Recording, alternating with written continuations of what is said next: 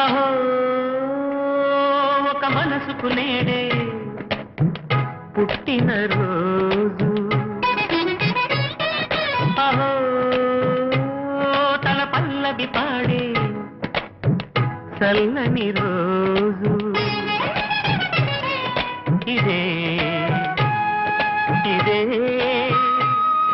కుహూ స్వరాల కానుక, మరో వసంత గీతిక జనించు రోజు.